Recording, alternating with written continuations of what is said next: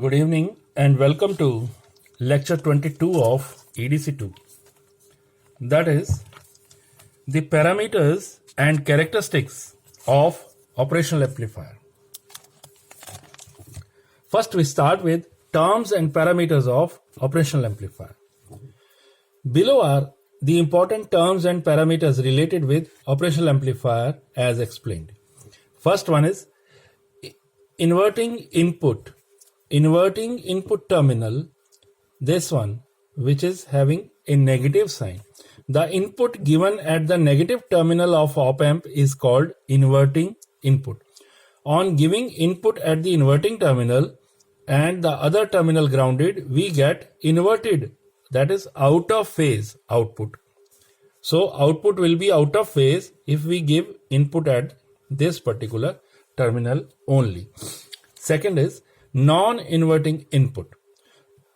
The input given at the positive terminal of op amp is called non-inverting input. On giving the input at non-inverting input terminal, the other terminal grounded, we get a non-inverted, that is in phase output.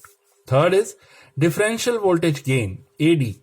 This is equal to the ratio of single-ended output to the differential input, that is AD is equal to VO divided by VD.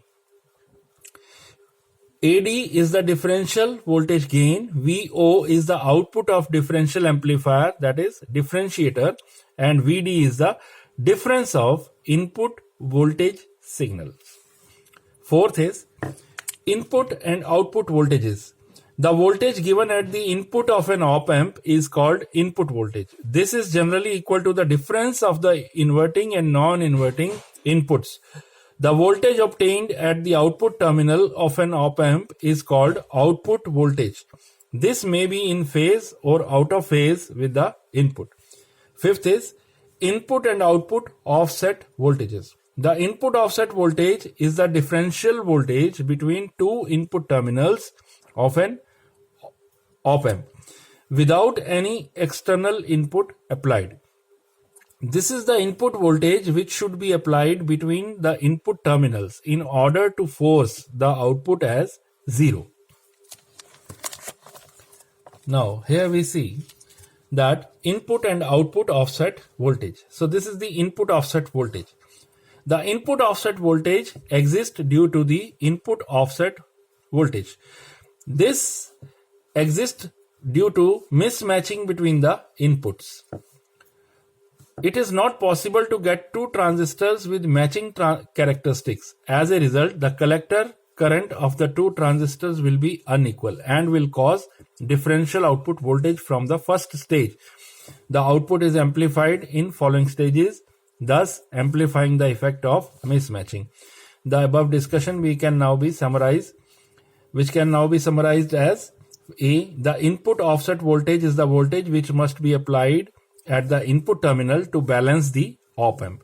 The output offset voltage is the difference between the DC voltage present between the output terminals and the ground when the input terminals are grounded. Okay, next is input bias current. The input bias current IB is defined as the mean of the base current flowing into the two terminals of the operational amplifier. Now looking to the circuit, this is IB minus 2, this is IB minus 1. So this is the non-inverting terminal, this is inverting terminal, this is the output. So mathematically IB is equal to IB minus 1 plus IB minus 2 divided by 2, where IB minus 1 is the DC bias current flowing into the non-inverting input and IB2 is the DC bias current flowing into the inverting input. In fact, IB1 and IB2 are the base currents of two transistors of the differential amplifier of op amp. As the two transistors cannot be exactly identical, the IB1 and IB2 are not equal. Therefore, though the value of IB is very small in nanoamperes, that is 1 nanoampere or equal to 10 raised to power minus 9 ampere, it may cause significant output offset voltage. In order to reduce the problem of offset voltage, VDD, the value of RF should be small. VOO is the function of RF. IB1 should be equal to IB2. If IB1 is equal to IB2, VO is equal to 0. In other words, V1 should be equal to V2. The value of resistance in the non-inverting input should be equal to the ROM equal to Rin into RF upon Rin plus RF. This is called offset minimizing resistor.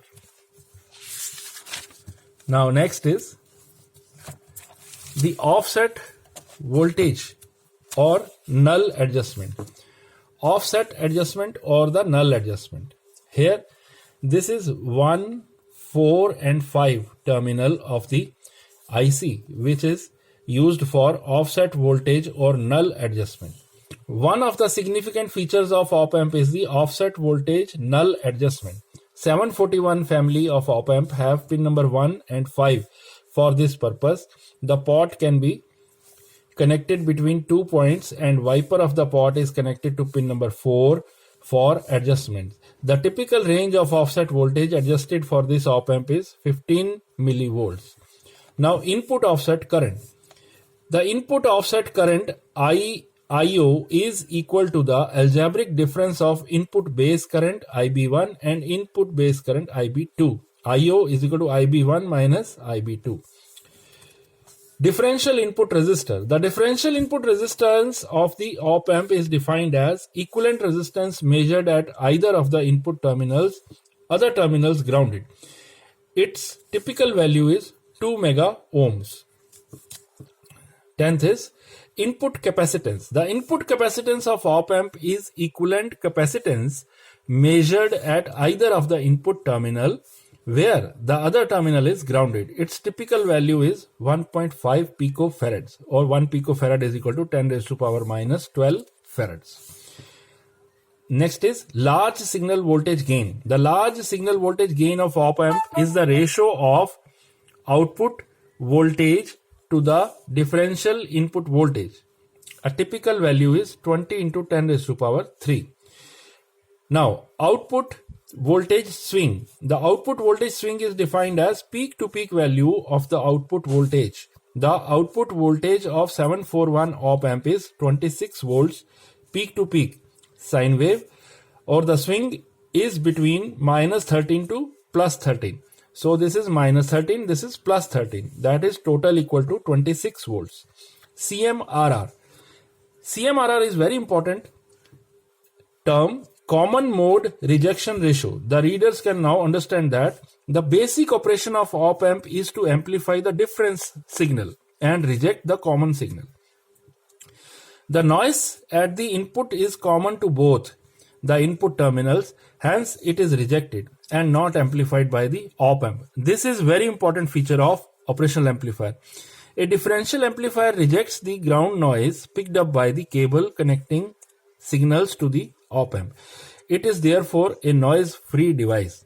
The CMRR is measure of the ability of the op-amp to suppress the common mode signals. This is defined as the rate of differential gain AD to the common mode gain AC of the amplifier. So CMRR is the differential gain divided by common mode gain AD divided by AC. So common mode rejection ratio can also be expressed in logarithmic terms, the unit being decibels. CMRR log is equal to 20 log base 10 AD divided by AC, these many decibels. So this is the term which in fact defines the performance of differential amplifier. This shows how a differential op-amp is providing gain for the differential signal and rejecting the common mode signal. This is actually the figure of merit of a differential operational amplifier. The value of CMRR of op-amp should be as large as possible. It should be as large as possible. It has the significance when operational amplifier is used as differential amplifier. So the next term is power supply rejection ratio, VPSRR or VSSR. So power supply rejection ratio is the ratio of change in the input offset voltage V in to the change in one of the power supply voltage, keeping the other supply voltage constant.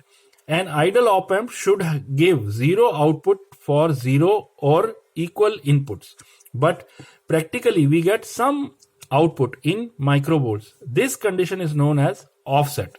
Therefore, to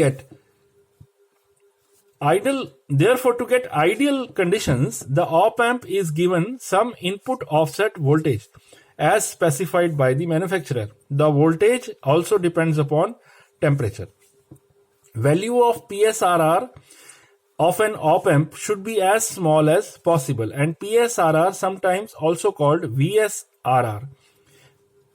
This is voltage supply rejection ratio. PSRR, power supply rejection ratio, or voltage supply rejection ratio, specifications facilitate to select a power or voltage supply with the adequate regulation and stability for particular application of operational amplifier. Next term is slew rate. This is the rate of change of output voltage under large signal conditions. This is given in volts per microseconds. If we try to drive an op amp at more than its slew rate, it will result in signal clipping and distortion. The slew rate specifies operation of an op amp at higher frequencies. The slew rate is rate of change of the output voltage with large amplitude applied to the input. So the slew rate of an op amp may be defined as the rate at which output can change in response to the input.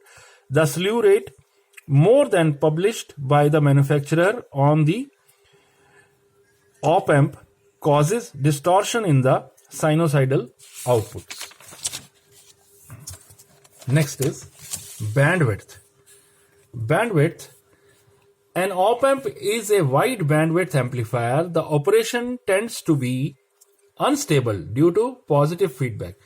The gain is reduced with increase in frequency.